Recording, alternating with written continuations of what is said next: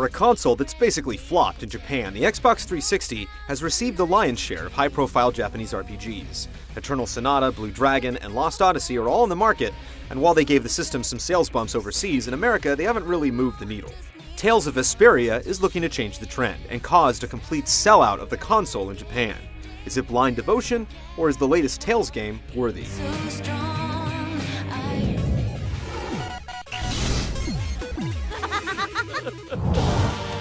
Vesperia begins with a young man named Yuri tracking down a Blastia thief whose actions have wreaked havoc on the lower quarter of the imperial capital. Refusing to adhere to the established law, Yuri's decision to take matters into his own hands lands him in jail.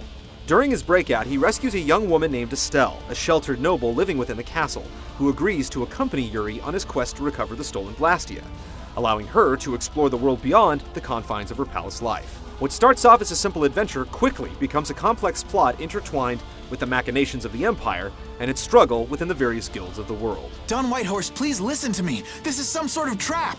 Vesperia's plot won't turn any heads, but the heart of the game's narrative lies with the individual stories of the main characters. While many of the stereotypical anime archetypes are present, the characterization never lays it on too thick and surprisingly caters to a more Western audience. Just 'cause we're women doesn't mean we're weak.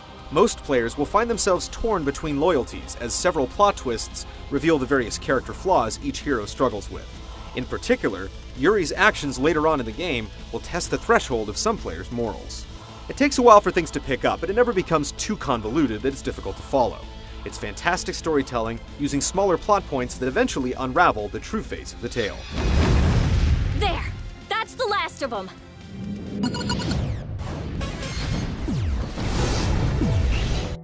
Vesperia is a traditional action RPG featuring a balanced mix of combat, story, and exploration. Players will spend the majority of their time traversing the vast world of Terca Lumeris, comprised of numerous towns, landmarks, and dungeons. The various regions of the world are connected together via a massive overworld, with players journeying abroad primarily on foot at first, and later on via other modes of transportation. Towns serve as resting points for the party, where they can stock up on inventory and purchase new gear. Interacting with the various NPCs unveils clues to the next objective, as well as leads on various secret missions that serve as side quests. These lively areas are just the right size and density, and far more organic due to the refined presentation. Dungeons range from dense jungle forests to creepy haunted ships, but they all follow a formula of defeating enemies, solving puzzles, and a final boss encounter. Most dungeons are short, fairly linear, and feature a wide variety of monsters to stave off repetition. Vesperia tosses aside random encounters, allowing the player to decide on each confrontation.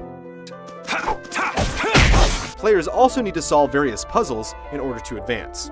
They start off simple, like pushing around some crates, but eventually become as complex as triggering specific gears in a giant tower in order to reach the top. This is Ribgaro!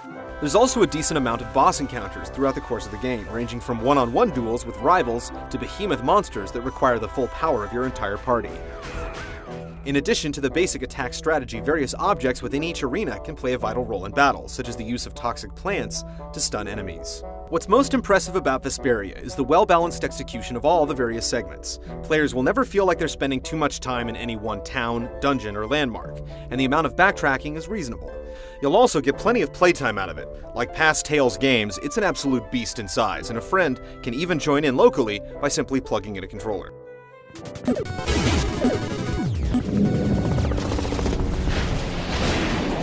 When not off exploring towns or other landmarks, players will spend the bulk of their time engaging monsters on the world map or in dungeons. Vesperia utilizes an evolved form of the Tales of the Abyss combat system. Essentially, players control their characters within a fixed battle arena, with the ability to move two-dimensionally by default, but with the option to free roam anywhere by pressing and holding down a button.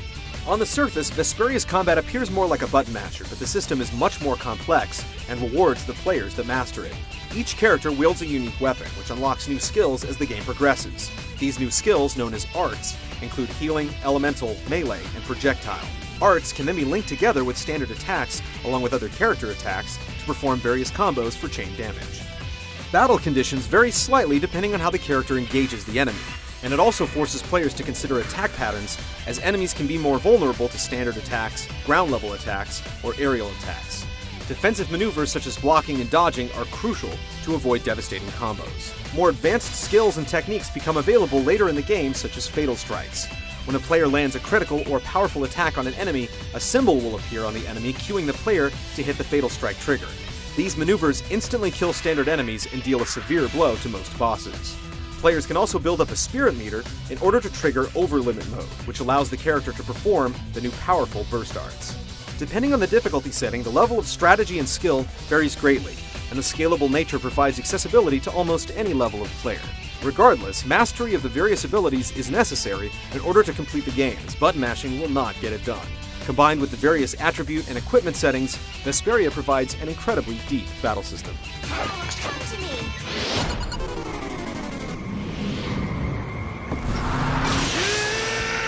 There's no denying that Tales of Vesperia does an excellent job using the cel shading technique. Vibrant colors, rich details, and impressive environments construct what can only be described as interactive anime.